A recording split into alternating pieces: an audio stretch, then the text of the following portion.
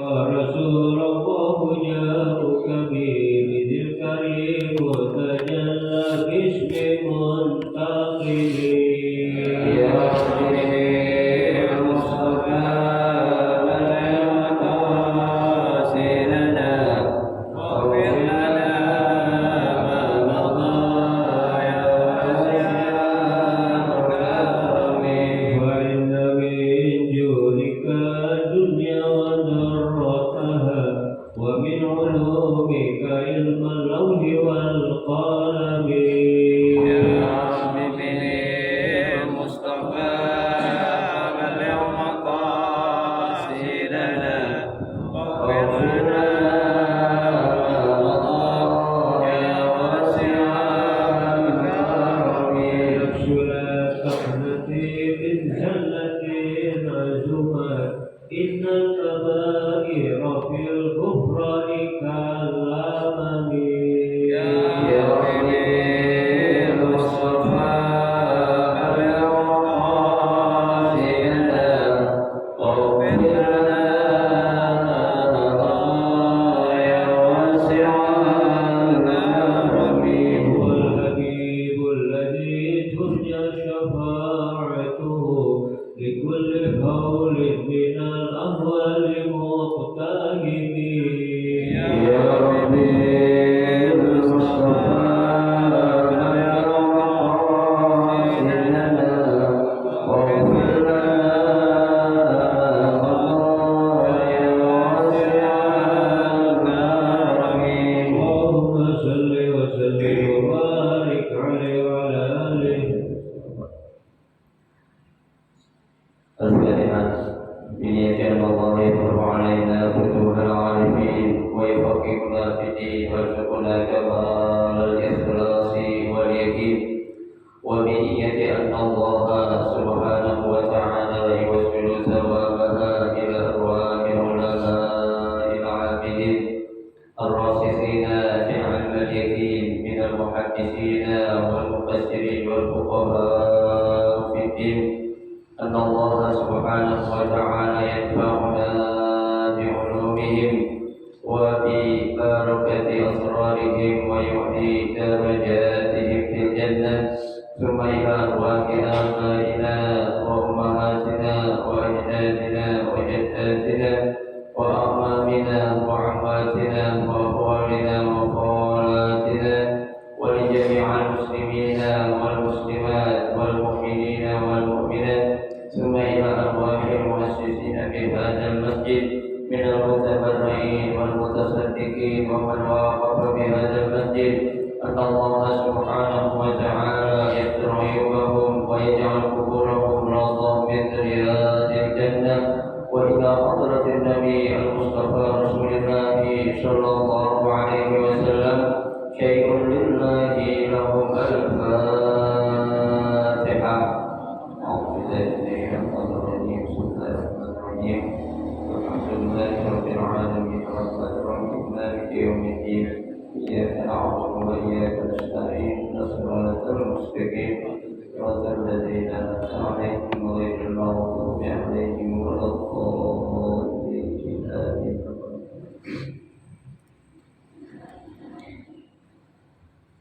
Assalamualaikum warahmatullahi wabarakatuh.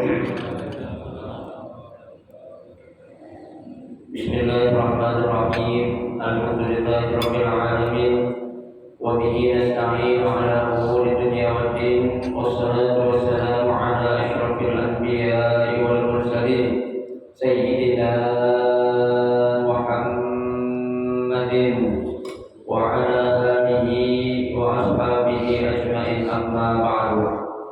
Fa inna sadaqal hadis kitabullahi ta'ala wa khairal hadi hadi Rasulillahi sallallahu alaihi wasallam wa syarrul umuri muhdatsatuha fa inna kulla muhdatsatin bid'ah wa kulla bid'atin dhalalah wa kulla dhalalatin finnar. Rabbi shrah li sadri wa yassir li amri wahlul 'uqdatam min lisani yafqahu qawli amin. Subhanaka la 'ilma lana illa ma 'allamtana innaka antal alimul hakim. الحكيم لا حول ولا قوة إلا بالله العلي العظيم. Para asatidzah wal ustadzah, bapak-bapak, ibu-ibu hadirin Allah sekalian, jamaah majelis taklim Masjid Islam yang dirahmati dan dimuliakan Allah Subhanahu wa taala. Alhamdulillah, kita bersyukur kepada Allah Subhanahu wa taala di pagi hari ini. Allah Subhanahu wa taala masih memberikan kepada kita berbagai macam nikmat-Nya cukup banyak. Di antara nikmat yang Allah berikan kepada kita yaitu berupa nikmat sehat walafiat, nikmat panjang umur, terutama dua nikmat besar yaitu nikmatul iman wa nikmatul Islam. Yang tentunya patutlah kita syukuri dengan barokah nikmat yang Allah Subhanahu wa taala berikan kepada kita. Kita dapat melangkahkan kedua kaki kita menuju tempat yang termulia di sisi Allah Subhanahu wa taala.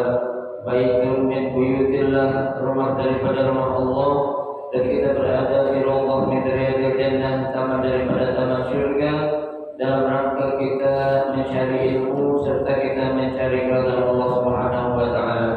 Kita berharap mudah-mudahan rangkaian ibadah yang sudah kita kerjakan, yang sedang kita kerjakan dan yang akan kita kerjakan, kesemuanya Allah Subhanahu wa taala akan memberikan ganjaran pahala yang berlipat ganda. Ilmu-ilmu yang sudah kita pelajari mudah-mudahan Allah Subhanahu wa taala jadikan ilmu yang bermanfaat, dan yang akan kita pelajari mudah-mudahan Allah Subhanahu wa taala memberikan kemudahan kepada kita untuk memahami dengan sebaik-baiknya. Amin, Allahumma amin. Hadirin jamaah sekalian yang berbahagia, kita masih melanjutkan kajian kitab Riyadhus Shalihin, ya, masih pada bab takwa. Ya, pada pagi hari ini kita akan membaca hadis yang keempat dari bab takwa. Ya, ada satu hadis lagi karena ada 5 hadis dalam bab takwa ini. Mudah-mudahan bisa kita selesaikan pada pagi hari ini, dan insya Allah sampai yang akan datang kita akan memasuki bab yang baru yaitu bab fil yaqin wat tawakkul. Ya. Bismillahirrahmanirrahim. Al-hadits ar-rabi'.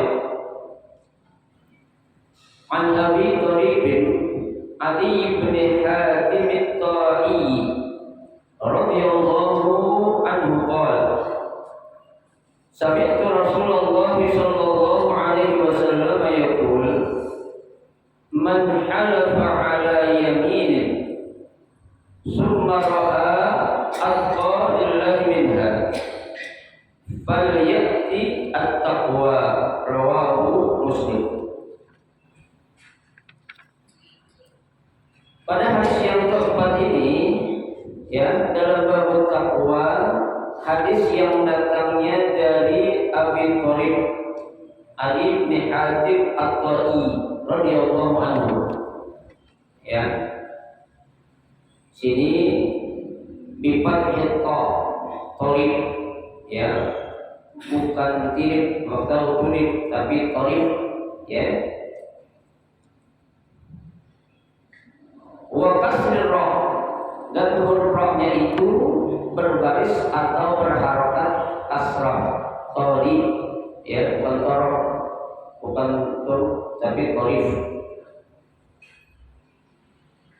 Wa sukun tahiyyah, ya, dan ya iya-nya itu diapain?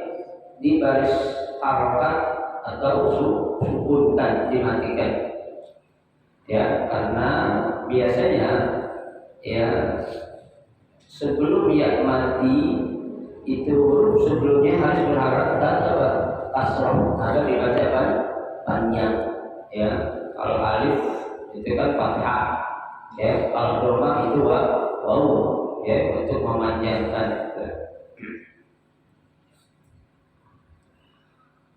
At-Ta'i, ya, nisbatun ila Ta'i. Ya, Ta'i ini adalah nama suatu tempat. Ya, nama suatu tempat. Ini adanya ini waktu di zaman jahiliyah. Ta'i. Ya, tuh. Nah, asli sebenarnya wasmu ya Julhama. Jadi nama asli Tariq ya itu adalah siapa? Julhama. Lah kenapa dinamakan Ta'i? Wa sumiya Ta'iyan li'annahu awwalu man tawa aybanal manahil. Ya, dinamakan At-Ta'i kenapa? Karena dia adalah orang yang pertama kali ya sahabat Nabi ya membuat apa? Saluran air begitu. Jadi ketika itu kan ya ini apa namanya belum ada ya kalau kita bilang ke tempat pembuangan air. Jadi dialah yang pertama kali punya usul ya gimana untuk pembuatan apa saluran air kalau kita bilang buat lah gitu ya gitu. Nah beliau ini aslinya adalah orang apa ya Nasrani ya orang Nasrani tuh sebelum dia masuk Islam ya beliau ini ya sebenarnya sudah sangat tertarik dengan figur sosok seorang yang bernama Muhammad ya Nabi kita Muhammad Shallallahu Alaihi Wasallam ya beliau bahkan dalam riwayat pernah mengatakan sejak dia beragama sebelum Islam belum pernah menemukan sosok figur yang begitu mulia akhlaknya ya hanya pada diri Nabi kita Muhammad SAW ya makanya ini yang menyebabkan ketertarikan beliau untuk apa? Untuk pindah agama ya dari Nasrani menjadi apa? Menjadi agama Islam tuh ya baik.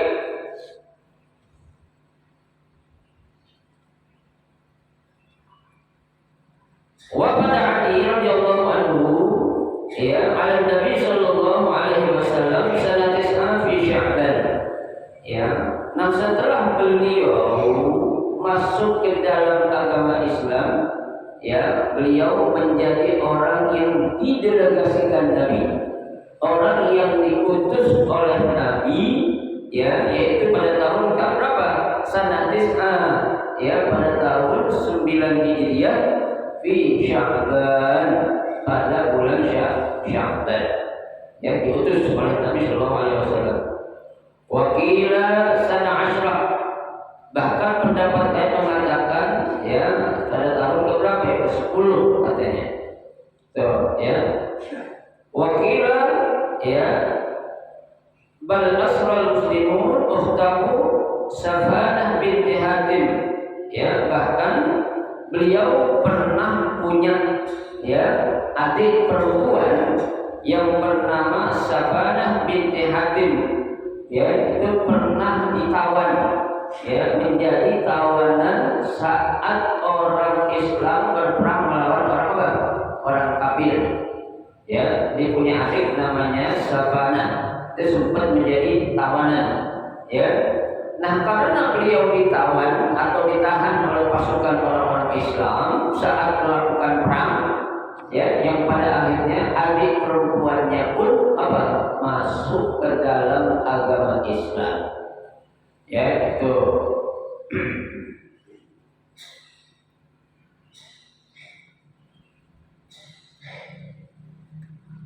Fa'aslama wa hasana islamuhu bahkan ya setelah beliau masuk Islam pun ini aktif ini saat ini ya memiliki apa ya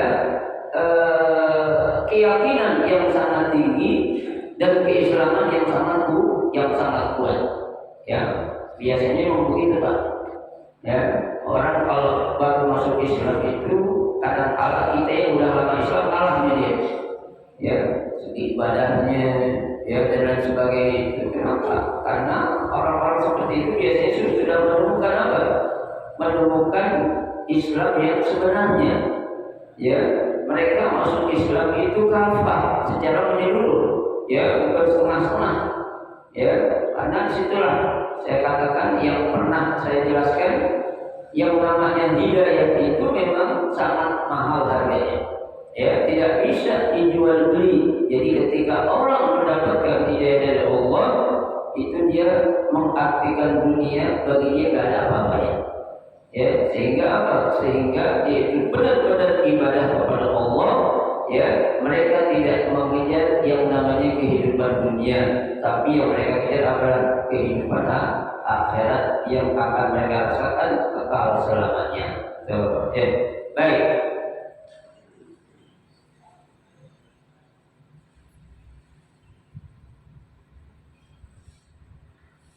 Nah, beliau ya wafat ya pada usia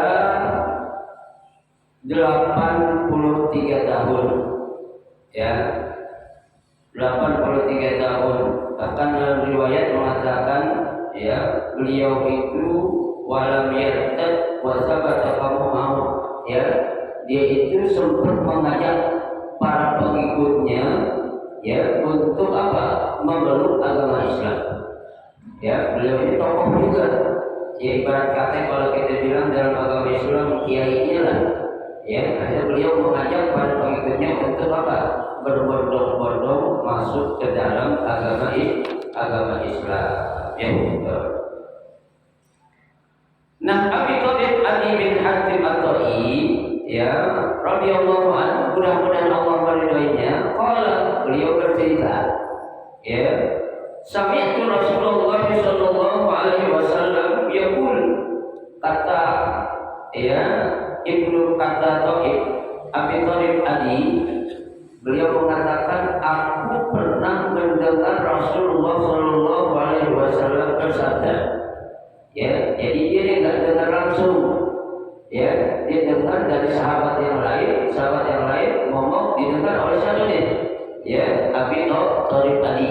Ya, pernah mendengar Rasulullah SAW bersabda. Apa kata beliau?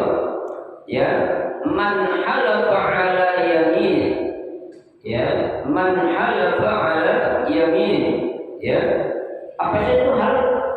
Ya, barang siapa yang bersumpah.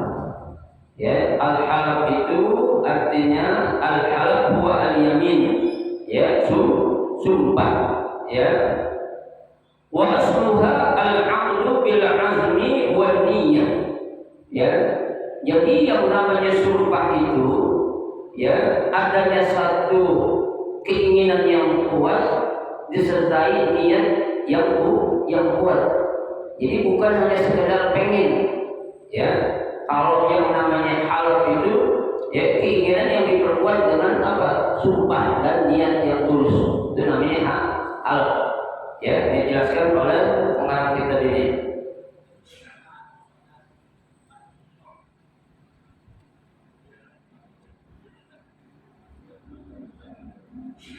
Fakhalafa bainal lafzaini wa qala halafa ala yaminin ta'kidan. Ya. Ini bersumpah itu untuk menjadikan suatu keinginan itu yang disertai dengan apa? Ya, keinginan yang kuat dan yang tulus. Ya. Wa qala al-Qurtubi al-yamin al-mahluf alaih. Ya, dan Imam al-Qurtubi mengatakan yang namanya yamin atau sumpah itu adalah apa? Ya, al-mahluf alaih, sesuatu yang sudah dikuatkan dengan adanya apa? Sumpah tersebut. Ya. Summa ra'a atqa lillahi minha. Ya, barang siapa dia bersumpah ya terhadap suatu sumpah. Summa ra'a, kemudian dia melihat ya atau dia mendapatkan atqa lillahi minha.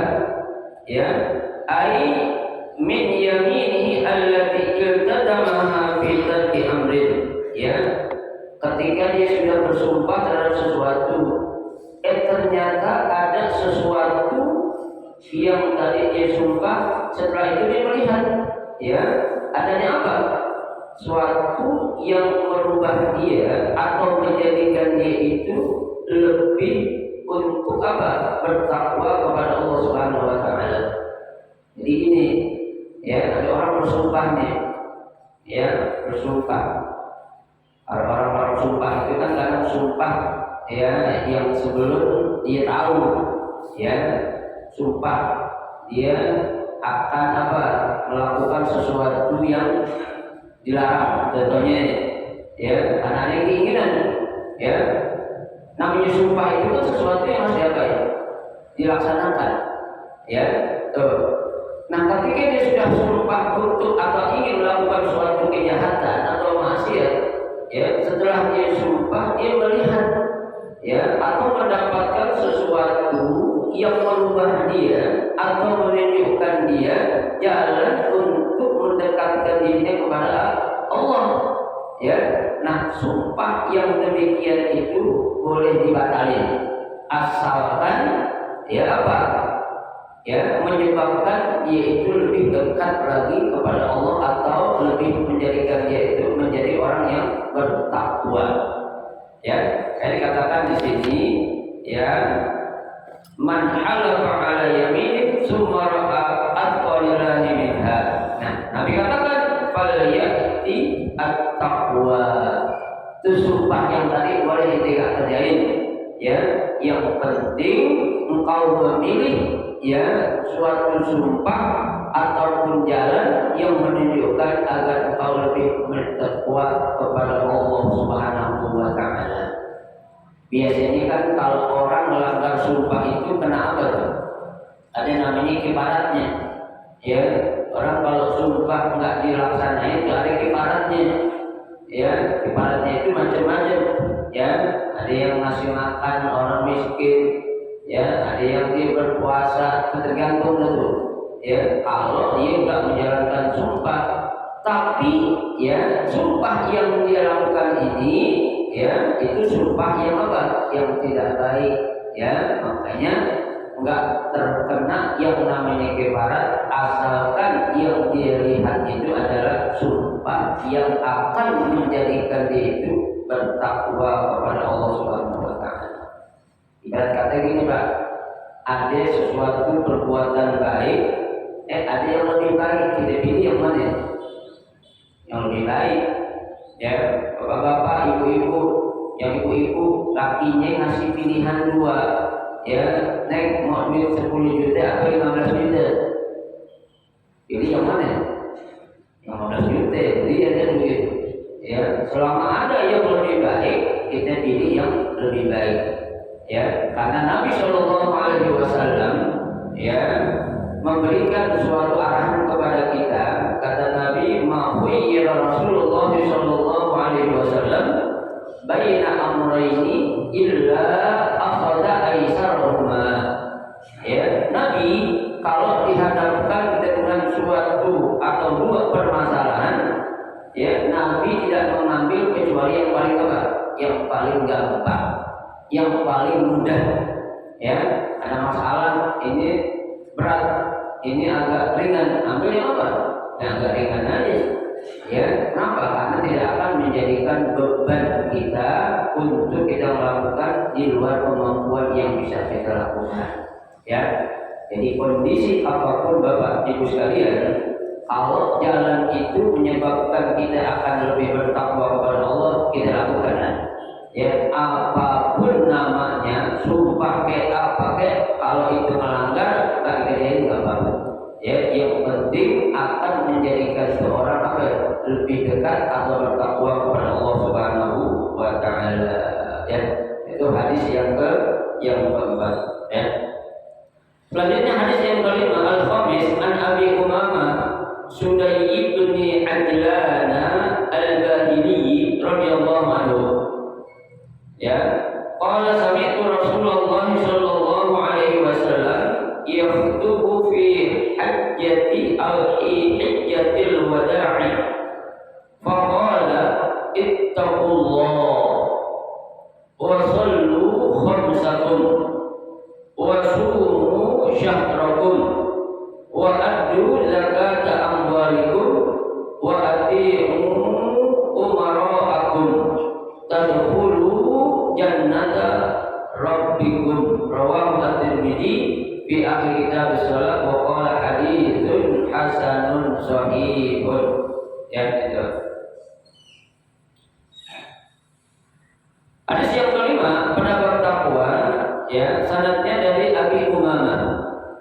Ya, beliau juga pernah bercerita, kata beliau, sami'tu Rasulullah sallallahu alaihi wasallam, aku pernah mendengar Rasulullah sallallahu alaihi wasallam yakhutubu fi hijjatil wada'. Ya, Nabi pernah berkhutbah saat beliau sedang melaksanakan haji wada. Ya, jadi Abu Umamah ini artinya pernah bareng melaksanakan ibadah haji bersama siapa? Rasulullah Shallallahu Alaihi Wasallam. Ya, haji yang diikuti oleh Abi Umamah di situ kebetulan Nabi yang menyampaikan khutbahnya. Ya, ternyata itu adalah haji yang terakhir, ya, yaitu haji wada. Ya, beliau pernah dengar Nabi pernah berkhutbah pada saat melaksanakan haji wada. Apa kata beliau? Qala ittaqullaha. Pesan Nabi yang pertama adalah apa? Bertakwalah kalian kepada Allah. Ya, takutlah kalian kepada Allah. Ya, ini pesan Nabi ini waktu Nabi melaksanakan haji wada, haji perpisahan. Tuh, ya. Kenapa? Ya, pesan pertama Nabi ini takwa. Ya, bukan disuruh ya banyaklah kamu harta, banyakilah kamu ilmu. Gak disuruh yang pertama itu. Tapi pesan yang pertama Nabi suruh kepada umatnya agar apa? Ittaqullah, bertakwalah kepada Allah. Kenapa? Kita bisa melihat ya banyak orang pinter, ya banyak orang yang alim, tapi gak bertakwa kepada Allah banyak tak? Banyak. Ya, yang akhirnya mereka itu berani melanggar hukum-hukum Allah. Ya, sekedar pintar, sekedar seorang alim banyak. Kalau dia nggak ada rasa takut kepada Allah, ya, nggak menjadikan Allah itu dia berada di mana-mana, selalu mengawasi dia. Nah, ini nih orang belum dikatakan orang yang apa ya, takut kepada Allah. Karena hakikat yang sebenarnya orang yang alim menurut versi Allah dalam Al-Quran apa? Mereka itu yang punya rasa takut kepada Allah.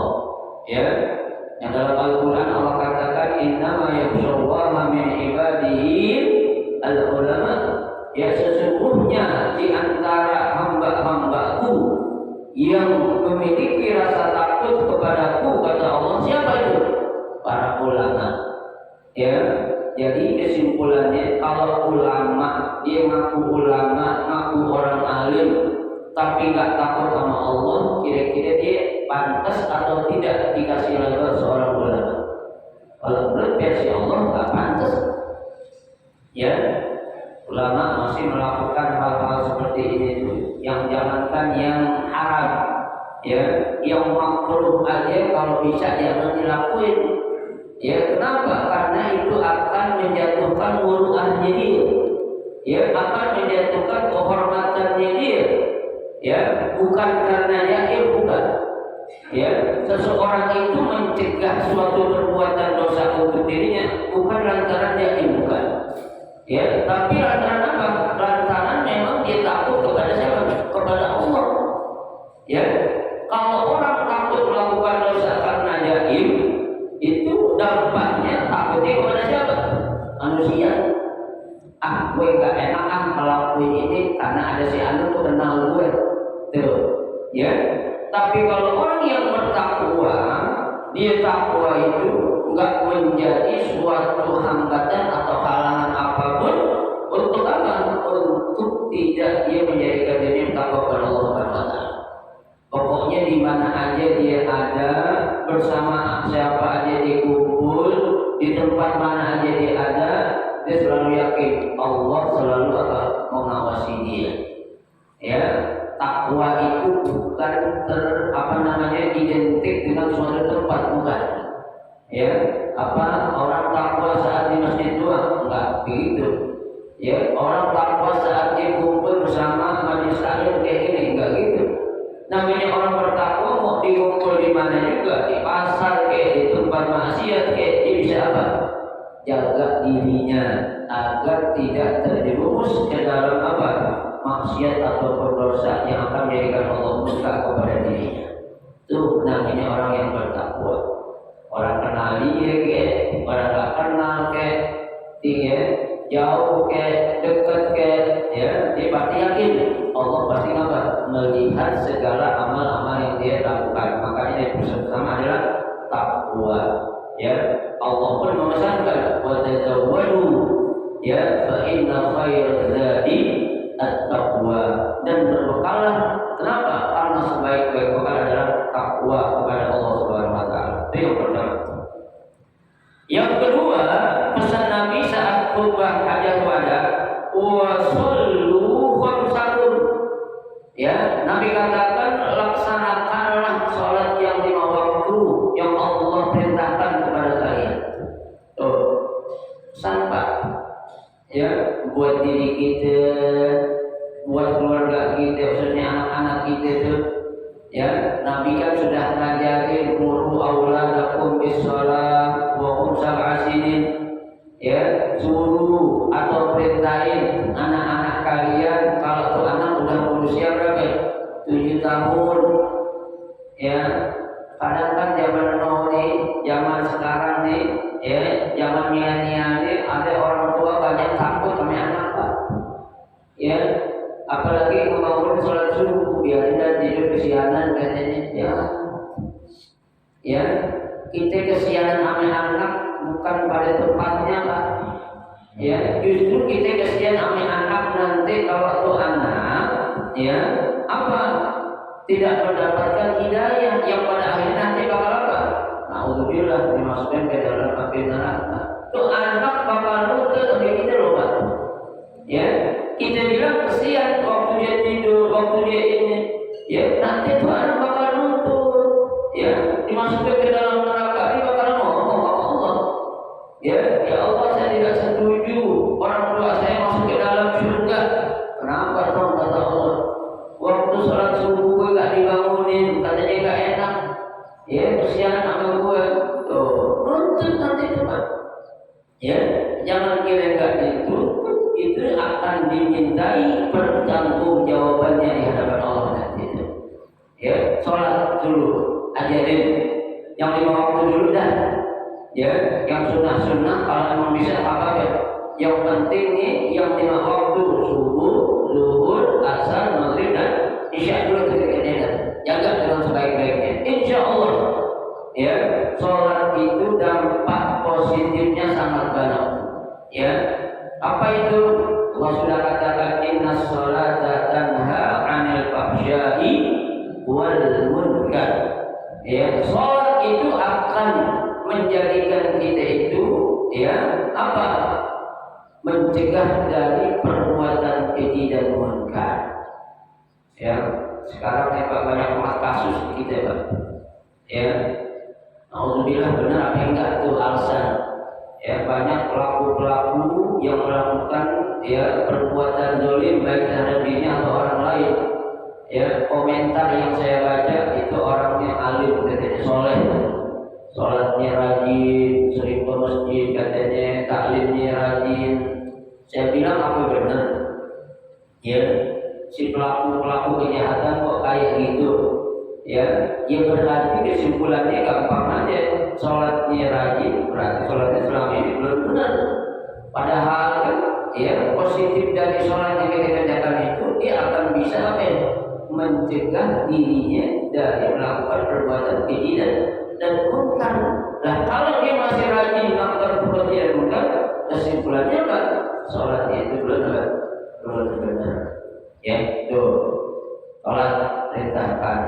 Sholat akan menjadi amal yang pertama kali Allah bakal hitung, Pak. Ya, yang di pertama kali ditanyain sama Allah bukan ibadah haji kita, bukan puasa kita, bukan sedekah kita, bukan zakat kita, tapi apa? Awwalu ma yuhasabu bil yaumil qiyamah as-shalah. Ya, yang pertama kali bakal dihisab bagi seorang hamba nanti di hari kiamat, apanya? Sholatnya dulu dah. Ya, yang lain itu bakal ngikut. kalau sholatnya udah benar, yang lain dipastikan bakal beres semua. Ya, tapi kalau sholatnya belum beres, belum benar, yang lain dipastikan bakal nggak beres juga.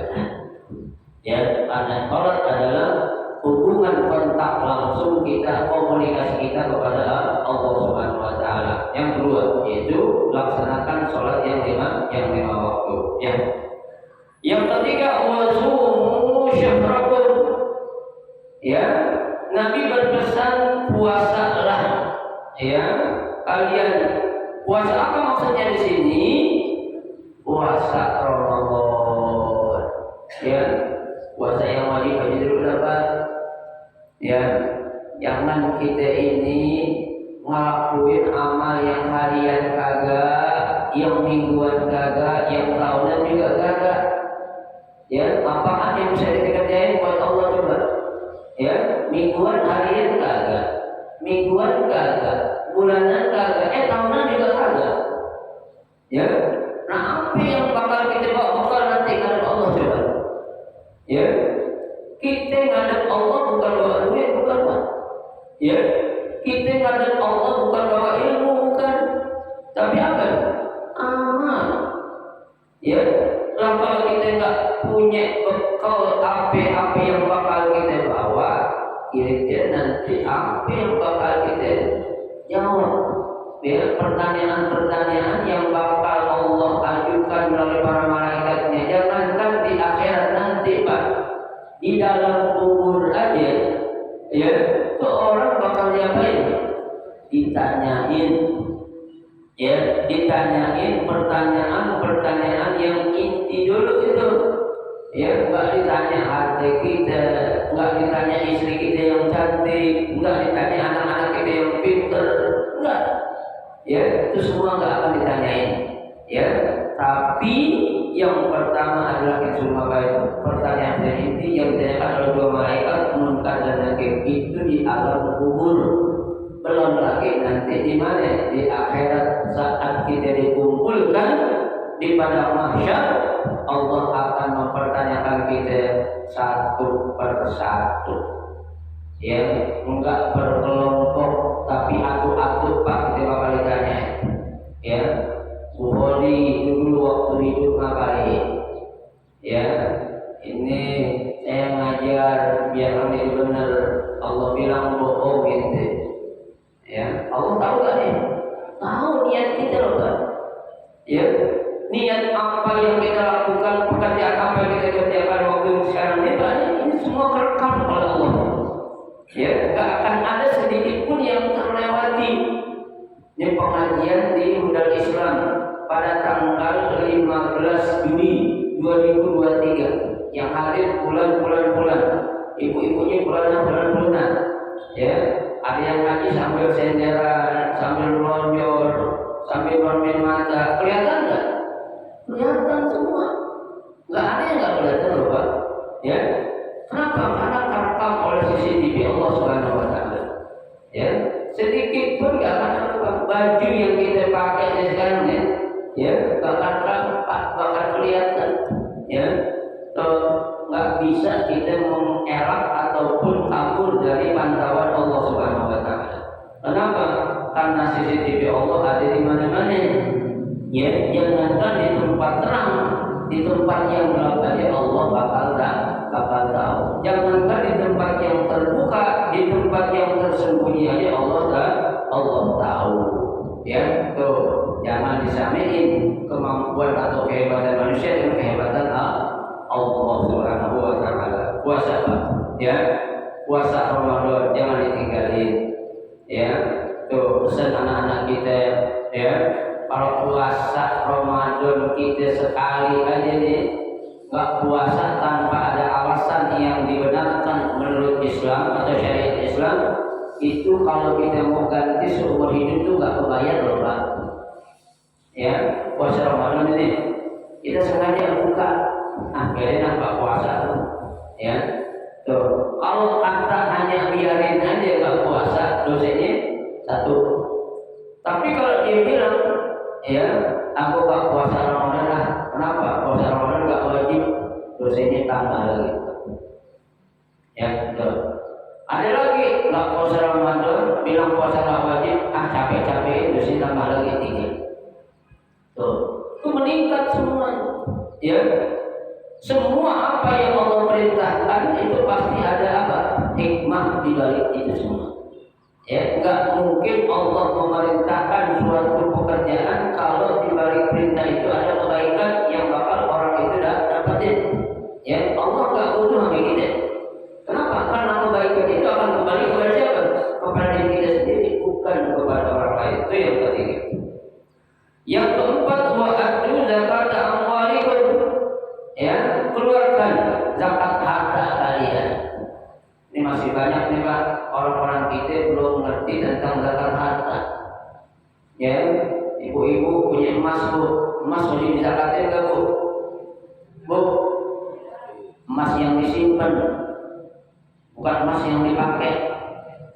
Ya, kalau si emas nggak wajib dizakatin kalau si emas. Ya, emas yang disimpan itu yang wajib dizakatin. Ya, minimal berapa? Minimal 93 gram. Minimal sudah tersimpan 1 tahun.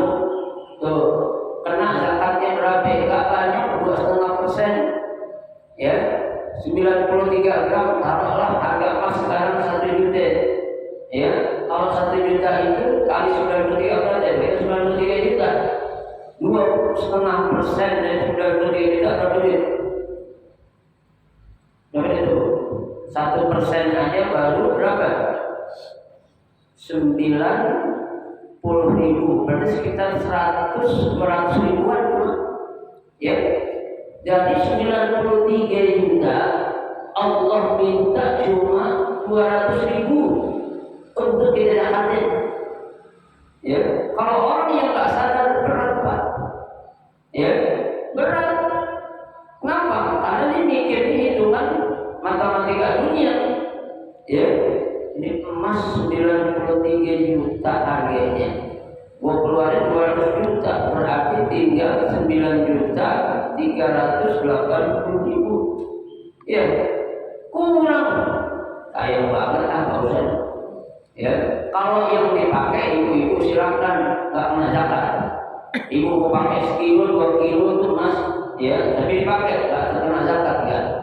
Di leher pakai emas, tangan semua kiri kanan pakai emas, kaki pakai emas semua. Silakan kalau nggak malu. Ya, itu nggak kena zakat itu. Ya, asalkan dipakai. Nah ini harta yang lain Pak. Maaf, sekarang nih yang namanya zakat itu udah berkembang. Ya, orang punya kontrakan Pak, penghasilannya tetap kena zakat ya? Kena zakatnya. Ya, punya kontrakan ada yang gedor punya 10 pintu. Taruhlah 1 pintu berapa? 1 juta. Kalau 1 juta kalau 10 berapa? 10 juta. Ya, itu kalau sudah menetap harga kontrak dengan ketentuan yang kita sudah tentukan selama 1 tahun tetap harganya nggak naik nggak turun. Setahun 1 masuk 2 udah wajib dizakatin. Ya, tapi kalau harganya masih naik dan turun belum kena zakat. Ya, contohnya kemarin pandemi, ya masa COVID itu kan banyak pemilik kontrakan, pemilik ATM bodol yang memasang harga DP itu di obral. Ya, kenapa? Karena pakai kosong kontrakannya. Ya, tadinya 1 juta jadi 800.000 atau 350.000, itu jadi nggak kena zakat ya. Kenapa? Karena harganya itu nggak stabil. Ya, belum belum stabil, masih naik turun. Tapi kalau sudah stabil selama 1 tahun jadinya kontrakan 1 pintu 1 juta, 10 pintu kan 10 juta. Itu dihitung Pak, 10 juta dikurangi 2,5% baru dapat duitnya. Ya, 10 juta 1%-nya berapa? Hah? 250.000, kita 50.000 dikit. Ya, nggak banyak gitu ya Allah. Ya, 2,5%, nggak banyak Allah minta kami kita itu susah gitu. Laksanakan Pak. Ya, memang yang namanya kebaikan itu berat untuk kita lakukan. Tapi kalau kita lakukan, kita laksanakan, itu kita akan menemukan sekali lagi saya katakan halawatul iman. manisnya iman ya Allah, alhamdulillah, itu keberkahan pasti akan datang di luar dugaan kita, Pak. Ya, Allah bakal tambahin rezeki kita. Allah tak pernah bohong janjinya. Pasti ketika kita melakukan apa yang menjadi perintah Allah, Allah akan berikan sesuatu dari yang tak kita sangka-sangka. Ya, itu yang keempat. Yang kelima, wa ati'u umara'akum, taatlah kalian kepada pemimpin-pemimpin kalian. Ini orang banyak yang bertanya, Ustaz, pemimpin yang gimana yang harus kita taati? Ya, ini pemimpin yang bertakwa. Ya, pemimpin yang ngajak ya kita itu, yang marahin kita untuk apa? Kebaikan. Ya, kalau dia pemimpin tapi nyuruh kita berbuat maksiat atau dosa, bolehkah kita nggak taati? Boleh, bahkan wajib. Ya, Nabi sudah katakan la ta'ata li makhluqin fi maksiatil khaliq. Ya, la ta'ata li makhluqin, jangan kamu sekali-kali taat ya kepada seorang makhluk atau manusia fi maksiatil khaliq. Kalau orang itu ngapain? Nyuruh kita untuk bermaksiat kepada pencipta atau kepada Allah. Jangankan baru kata pemimpin, Pak, orang tua kita aja kalau nyuruh kita melakukan perbuatan yang dosa, kita wajib apa? Tolak. Ya, jangan kita patuhin, jangan. Ya, Allah sudah katakan dalam Al-Quran, wa in jahadaka ya alla tusyrika bi syai'an fala tuti'huma. Ya, kalau di antara orang tua kamu dua-duanya atau salah satunya nyuruh kamu untuk apa? Berbuat syirik kepada Allah, fala tuti'huma, jangan engkau taati perintah orang tuamu yang nyuruh syirik tadi itu. Tapi Allah pesan wa sahibuhuma fid dunya ma'rufan. Ya, tapi pergauli orang tua kamu itu dengan baik di dunia. Ya, makanya kalau ada di antara kita, Pak, kita ini Islam, orang tua kita kafir, jangan dicaci maki. Ya, kewajiban di dunia kita harus hormat sama dia di dunia. Ya, orang taat, orang hormat bukan berarti ikut apa yang menjadi ya keinginan dia, enggak. Ya, hormat sekedar posisi atau status dia sebagai orang tua kita. Ya, tuh kita hormati, kita muliakan. Ya, jangan kita minta doa sama dia, jangan. Karena doa dia kepada selain Allah.